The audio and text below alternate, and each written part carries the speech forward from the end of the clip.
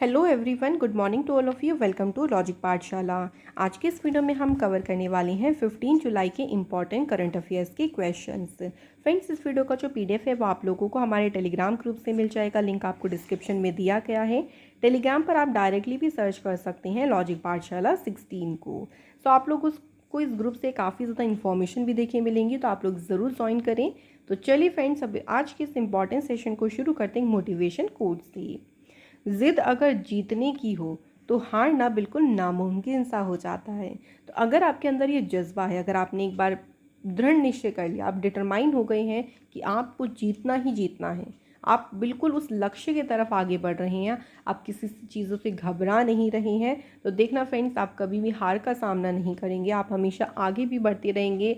मुश्किलें भी आएंगी लेकिन उनका सामना करके आप आगे बढ़ने लगेंगे। तो यही आपके अंदर जज्बा होना चाहिए। तो चलिए फ्रेंड्स, अब बात करते हैं फर्स्ट क्वेश्चन से। पहला क्वेश्चन है, defence minister Rajnath Singh has inaugurated the regional office of Hindustan aeronautics limited in which country. तो जो हमारे डिफेंस मिनिस्टर हैं, उन्होंने किस देश में अभी हिंदुस्तान एरोनॉटिक्स लिमिटेड के क्षेत्रीय कार्यालय का उद्घाटन किया है। तो ये जो कार्यालय है या ये ऑफिस है, इसका उद्घाटन किया गया है कहाँ पे? मलेशिया। अब ये जो रीजनल ऑफिस देखिए इनॉग्रेट किया गया, इसका क्या उद्देश्य है, क्यों किया गया है? तो इंडिया और मलेशिया के बीच जो डिफेंस इंडस्ट्रियल कोलैबोरेशन है, जो और रक्षा औद्योगिकी सहयोग है, उसको और भी घनिष्ठ और भी क्लोज कर लेके आना, यानी दोनों कंट्रीज एक दूसरे के और भी क्लोज आ जाएंगी इस इंडस्ट्री में। इसी उद्देश्य के साथ इस रीजनल ऑफिस को इनॉग्रेट किया गया। मलेशिया की कैपिटल कुआलालंपुर है, करेंसी है रिंगिट और प्राइम मिनिस्टर है अनवर इब्राहिम। अच्छा, राजनाथ सिंह जी की यहाँ पे बात हुई थी, तो अभी आपको याद होगा कि इन्होंने सोल ऑफ स्टील चैलेंज जो है इसको लॉन्च किया था कहाँ पे? देहरादून में। इसके अलावा राजनाथ सिंह जी ने माँ भारती के सपूत जो वेबसाइट है इसे लॉन्च किया था। नेक्स्ट इंपॉर्टेंट न्यूज़ ध्यान रखेंगे कि राजनाथ सिंह जी ने जो है इनॉग्रेट किया था 3 दिन का इंटरनेशनल कॉन्फ्रेंस, जो कि डिफेंस फाइनेंस एंड इकोनॉमिक्स पे हुआ था, और ये कॉन्फ्रेंस हुआ था कहाँ पे? न्यू दिल्ली में। तो इसे इनॉग्रेट भी किया था डिफेंस मिनिस्टर राजनाथ सिंह जी ने। तो ये इंपॉर्टेंट न्यूज़ हो गई। अब हम बढ़ते हैं नेक्स्ट क्वेश्चन पे। अगला क्वेश्चन है, which country become first Arab country to get observer status on Asian Pacific money laundering. कौन सा देश एशियाई प्रशांत मनी लॉन्ड्रिंग पर पर्यवेक्षक का दर्जा प्राप्त करने वाला पहला अरब देश बन गया है? सो फर्स्ट कंट्री जिसने ऑब्जर्वर का स्टेटस हासिल किया है वो कौन सी है? यूएई, यानी United Arab Emirates. United Arab Emirates Asia continent में है। इसकी कैपिटल है अबू धाबी, करेंसी है यूएई दिरहम, और यहाँ के प्राइम मिनिस्टर हैं मोहम्मद बिन राशिद अल मक्तूम। नेक्स्ट क्वेश्चन देखिए, Chandrayaan 3 was successfully launched on 14 July 2023 from which space centre. तो देखिए, कल ही चंद्रयान 3 को लॉन्च किया गया है, और यहाँ क्या पूछा है कि किस अंतरिक्ष केंद्र से उसे लॉन्च किया गया? तो सतीश धवन स्पेस सेंटर, जो कि कहाँ पे है? आंध्र प्रदेश के श्री हरिकोटा में। वहाँ से चंद्रयान जो 3 है इसको लॉन्च किया गया है। इसमें जो व्हीकल यूज़ हुआ है उसका नाम क्या है? Launch vehicle mark 3। तो ये इसके जो है इसमें यूज़ किया गया है।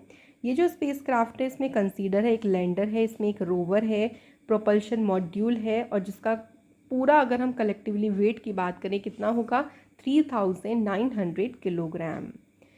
तो मून की अगर हम बात करें तो मून के साउथ पोल पे ये कब तक टच कर जाएगा? 23 अगस्त तक ऐसा शेड्यूल किया गया है। ठीक है, अब चंद्रयान 3 की तो बात चलिए हो गई। बाकी अगर हम मिशन की बात करें, सबसे पहले चंद्रयान फर्स्ट मिशन की बात करती हैं। ठीक है, कब इसे लॉन्च किया गया था? तो ये अक्टूबर 2008 में जो इसरो है उसके द्वारा जो है इसे लॉन्च किया गया था, और ऑपरेट किया गया था इसे अंटिल 2009 तक।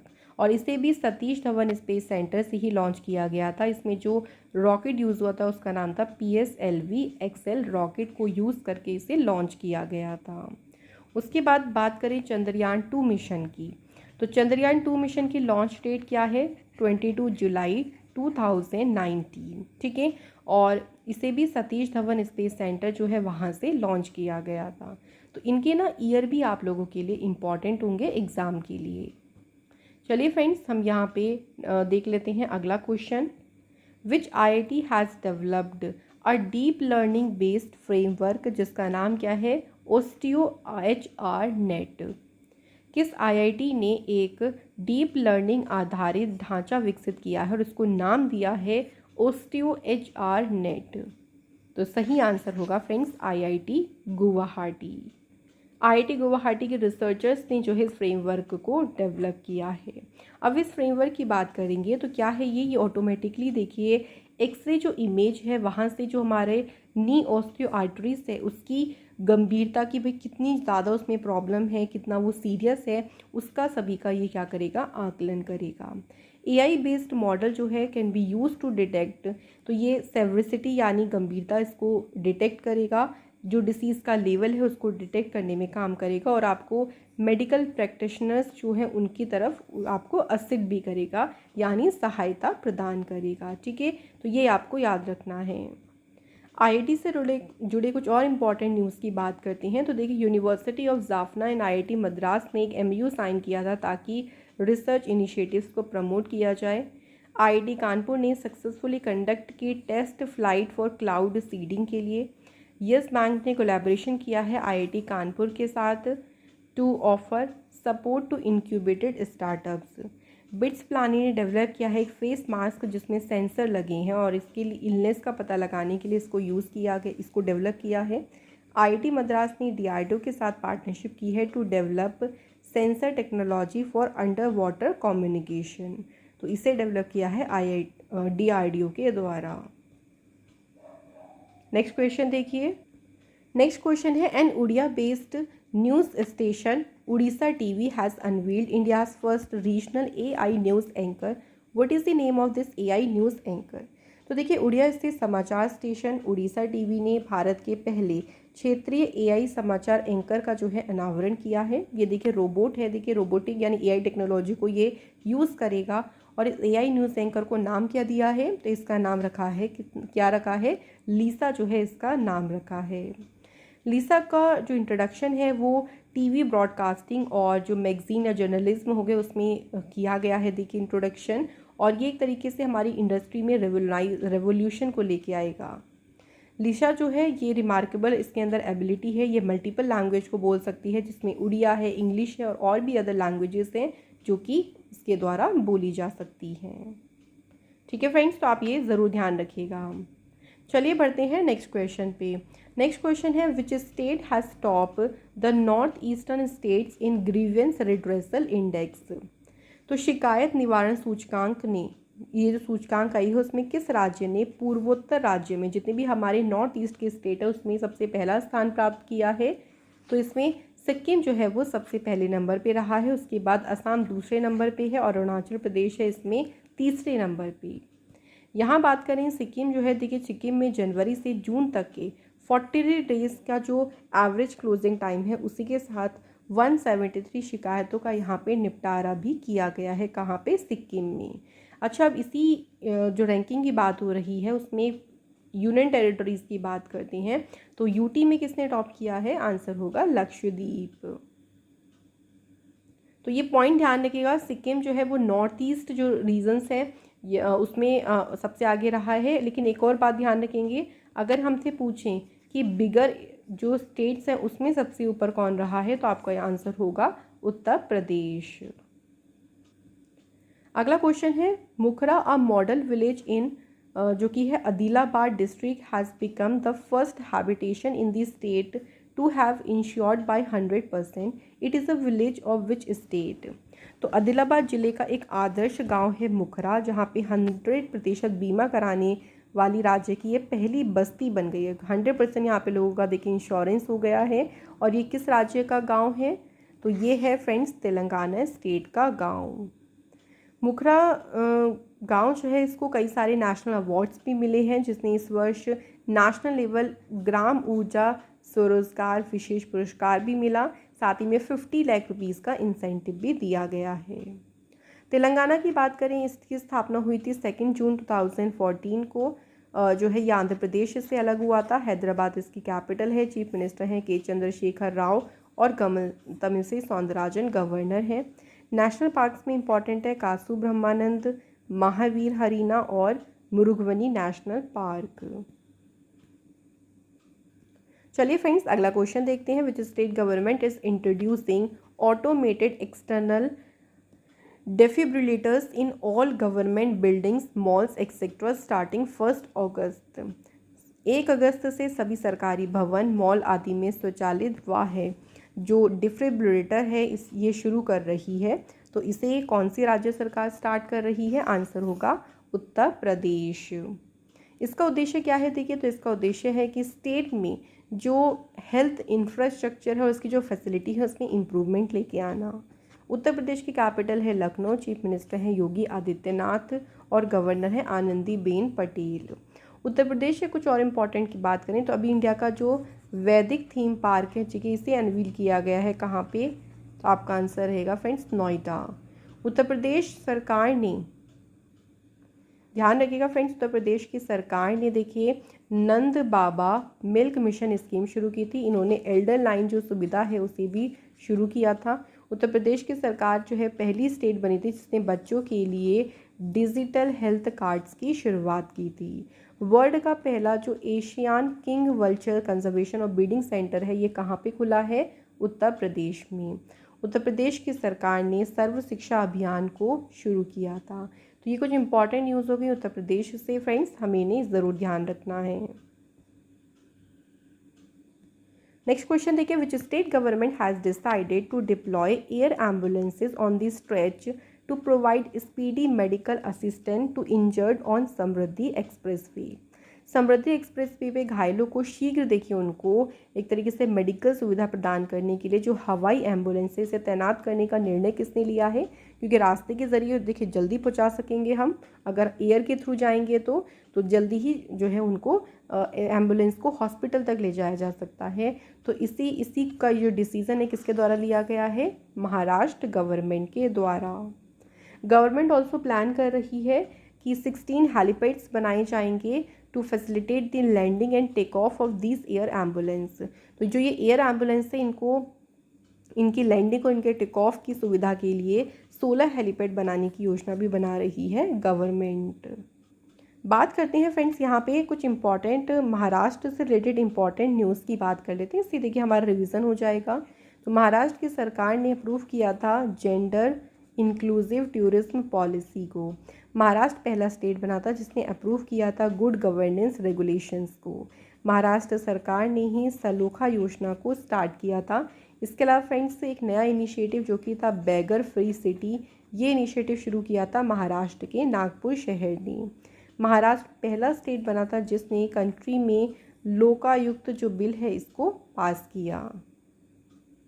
नेक्स्ट इंपॉर्टेंट न्यूज़ ध्यान रखिएगा फ्रेंड्स, इंडिया का जो पहला कार्बन न्यूट्रल विलेज है ये डेवलप हो रहा है महाराष्ट्र में जो ठाणे डिस्ट्रिक्ट है देखिए उसके भिवांडी तालुका जो गांव है वो इंडिया का पहला कार्बन न्यूट्रल विलेज उसको वो डेवलप हो रहा है। महाराष्ट्र में जो अहमदनगर है उसका नाम बदल के रखा गया है अहिल्याबाई होलकर के नाम पे। तो ये हमारी इंपॉर्टेंट न्यूज़ हो गई महाराष्ट्र से रिलेटेड। नेक्स्ट क्वेश्चन पे बढ़ते हैं। Who has won a silver medal in the discus throw event at the world para athletics championships. तो विश्व पैरा एथलेटिक चैम्पियनशिप में डिस्कस थ्रो स्पर्धा में रजत पदक किसने जीता है? तो यहाँ पे बात करते हैं कि सिल्वर मेडल किसने जीता है। आंसर हो क्या होगा? योगेश कथुनिया जो है इन्होंने इसमें कौन सा मेडल जीता है, ये भी पूछ सकते हैं उल्टा करके। सिल्वर मेडल इन्होंने इसमें जीता है। और इसी के साथ 2024 में जो पेरिस पैरालंपिक्स होने वाले हैं उसमें इन्होंने अपनी जो पोजीशन है उसके लिए इन्होंने क्वालिफाई कर लिया है। तो यहाँ पे हमारे क्वेश्चंस हो जाते हैं कंप्लीट। अब चलिए बात करते हैं स्टैटिक जीके के क्वेश्चंस की। पहला क्वेश्चन देखिए, according to census 2011 density of population is dash per persons per square kilometre. 2011 की जनगणना के अनुसार जनसंख्या का घनत्व कितना था? तो भारत में जनसंख्या घनत्व था 382 पर्सन्स पर स्क्वायर किलोमीटर। ठीक है, ध्यान रखेंगे। जो लास्ट सेंसस था वो 2011 का ही था देखिए। अच्छा, इंडिया में जो पहला सेंसस हुआ था वो कब हुआ था? 1872 में। कब? लॉर्ड मेयो के टाइम पे। ठीक है, लेकिन ये सक्सेसफुल नहीं रहा था। उसके 9 साल के बाद 1881 में जो है लॉर्ड रिपन आए थे, तब सक्सेसफुल रहा था सेंसस, और उसी के बाद हर 10 साल में जो है सेंसस यानी जनगणना को ऑर्गेनाइज किया जाने लगा। ये ज़रूर ध्यान रखिएगा, ठीक है। अब यहाँ पे स्टेट वाइज अगर बात करें तो देखिए मोस्ट डेंसिटी पॉपुलेटेड स्टेट कौन सा है, बिहार, ठीक है। सबसे ज़्यादा डेंसिटी है बिहार में, और सबसे लीस्ट सबसे कम बात करते हैं तो कहाँ पे है, अरुणाचल प्रदेश में। ये 2 पॉइंट आप लोग और ज़रूर ध्यान रखें। नेक्स्ट क्वेश्चन देखिए, lake Kolleru is situated in which of the following state. तो कोलेरू झील जो है वो किस राज्य में स्थित है, तो ये लोकेटेड कहाँ पे है, आंध्र प्रदेश में। और कोलेरू झील कैसी है, फ्रेश वाटर लेक है, ठीक है, याद रखिएगा। अगले क्वेश्चन पे बढ़ते हैं, governor is appointed by dash. तो राज्यपाल जो होते हैं उनकी नियुक्ति किसके द्वारा की जाती है, गवर्नर जो है उनको अपॉइंट कौन करते हैं, प्रेसिडेंट। आर्टिकल 155 की बात करते हैं तो इसमें क्या कहा गया है, the governor of a state shall be appointed by the president bye warrant under his hand and seal, ठीक है। और एक और ध्यान रखिएगा, एक आर्टिकल है 153 जो ये कहता है कि हर एक स्टेट के लिए एक गवर्नर होना ज़रूरी है। तो ये आर्टिकल कौन से है, 153 में, ठीक है, ये ध्यान रखें दोनों पॉइंट। नेक्स्ट क्वेश्चन है, metals which chemically behave both as metals and non metal is called. ऐसी मेटल देखिए जो रासायनिक रूप से धातु और अधातु दोनों के रूप में व्यवहार करती हैं, उन्हें क्या कहते हैं, तो उन्हें कहा जाता है metalloids. Next question, which of the following article of the constitution deals with financial emergency. कौन सा अनुच्छेद वित्तीय आपातकाल से संबंधित है, आंसर होगा फ्रेंड्स आर्टिकल नंबर 360। तो इसमें फाइनेंशियल इमरजेंसी के बारे में बताया गया है। अच्छा, आर्टिकल अगर हम बात करें 352 की और आर्टिकल 356 की, दोनों की बात करेंगे, तो इसमें क्या बोला है कि प्रेसिडेंट डिक्लेयर कर सकते हैं such an emergency only the basis of written request by cabinet, ठीक है। और नेशनल इमरजेंसी की बात की गई है इसमें, तो इसमें क्या होता है, जब नेशनल इमरजेंसी लगती है तो फंडामेंटल राइट्स जो होते हैं इंडियन सिटीजन्स के, उनको सस्पेंड कर दिया जाता है, ठीक है, ये याद रखिएगा। आर्टिकल 356 की बात करें, इसमें देखिए राष्ट्रपति शासन यानी प्रेसिडेंट रूल के बारे में बताया गया है, ठीक है। ध्यान रखेंगे इस तरीके की इमरजेंसीज के यानी कौन सी आर्टिकल किससे संबंधित है, ये हमें याद रखना है। तो यहाँ पे फ्रेंड्स हमारे सभी क्वेश्चंस कंप्लीट हो गए हैं। चलिए अब कल के क्वेश्चंस को फटाफट से रिवाइज कर लेते हैं। पहला question, which of among the following player has become the best player to win the player of the month award 3 time. 3 बार देखिए प्लेयर ऑफ द मंथ पुरस्कार जीतने वाली जो पहली खिलाड़ी बनी उनका नाम है एशली गार्डनर, और ये ऑस्ट्रेलिया की प्लेयर हैं। Which bank has won the best performance in CASA at ICC Emerging Asia Banking Conclave and Awards। तो बेस्ट परफॉर्मेंस में जो अवार्ड जीता है वो जम्मू कश्मीर बैंक ने जीता। Which state government has approved a proposal to recommend the inclusion of the Kui language in the 8th schedule of Constitution of India। तो भारत के संविधान की 8वीं अनुसूची में कोई भाषा को शामिल करने के प्रस्ताव को मंजूरी किसने दी है, आंसर है उड़ीसा गवर्नमेंट ने। नेक्स्ट है, किस राज्य सरकार ने अंत्योदय श्रम सुरक्षा एक्सीडेंट इंश्योरेंस स्कीम को पायलट प्रोजेक्ट के रूप में शुरू किया है, तो इसे शुरू किया गुजरात गवर्नमेंट ने। In which city the 3rd G20 culture group meeting is held. तीसरी जो G20 संस्कृति समूह की बैठक हुई ये हम्पी में हुई, और इसके अलावा पहली बैठक देखिए ध्यान रखेंगे कहाँ हुई थी, खजुराहो में, और उसके बाद दूसरी बैठक जो हुई थी इसकी वो भुवनेश्वर में हुई थी। अब तीसरी बैठक कहाँ पे हुई है, हम्पी में। अगला है, in which country a national health emergency has been declared due to Guillain Barre syndrome. तो गुइलेन बैरी सिंड्रोम के कारण यहाँ पर हेल्थ इमरजेंसी डिक्लेयर की गई, और कंट्री कौन सी है, Peru. India and which country have recently launched a much anticipated trade transaction in rupees. तो रुपीज़ में ट्रांजेक्शन या व्यापार लेन देन जो है वो शुरू किया है इंडिया और बांग्लादेश ने। नेक्स्ट क्वेश्चन है, India and which country have jointly conducted an operation broader sword. जो ड्रग्स की देखिए लीगल शिपमेंट होती है उसे रोकने के लिए जो ऑपरेशन ब्रॉडर स्वॉर्ड है ये किसने चलाया है, तो इंडिया और यूएसए ने मिलकर इस ऑपरेशन को चलाया है या कंडक्ट किया है। तो यहाँ हमारे क्वेश्चंस कंप्लीट हो गए फ्रेंड्स। कल आप लोगों से हमने 2 क्वेश्चन पूछे थे जिनका आंसर क्या रहेगा फ्रेंड्स। तो देखिए फर्स्ट था कि जैन जो है उनके पहले तीर्थंकर कौन थे, ऋषभनाथ, और सेकंड का आंसर क्या है, United states. So thank you so much friends, आप सभी के बिल्कुल राइट आंसर रहे हैं। आज के हमारा कमेंट है Pradeep Das, thank you so much guys. और अगर आप भी चाहते हैं कि आपका कमेंट भी हम शो करें तो आप लोग भी क्वेश्चन जो है हम आपको टेस्ट के लिए देते हैं उसको ज़रूर सॉल्व करें। तो आज का टेस्ट का देखिए पहला क्वेश्चन क्या है। प्रिंटर कंपनी है जिसका नाम है इप्सॉन इंडिया या इप्सन इंडिया, इन्होंने अपने ब्रांड एम्बेसडर के लिए किसे अपॉइंट किया है। दूसरा क्वेश्चन देखिए, अश्विनी कुमार जो हैं ये किस बैंक के नए एमडी और सीईओ अपॉइंट हुए हैं। तो यहाँ पे ऑप्शंस भी हैं, आप इन ऑप्शन में अपना सही आंसर चुनें और हमें कमेंट करके फ्रेंड्स ज़रूर बताएं। तो यहाँ पे फ्रेंड्स ये इंपॉर्टेंट सेशन हमारा हो गया कंप्लीट। अगर आपको हमारा ये सेशन अच्छा लगा हो तो वीडियो को लाइक करें, शेयर करें अपने फ्रेंड्स फैमिली में, और चैनल पे नए हो तो प्लीज़ सब्सक्राइब ज़रूर करें। फिर से फ्रेंड्स आप लोगों से मुलाकात होगी नेक्स्ट इंपॉर्टेंट क्लास में। Thank you so much for watching this video.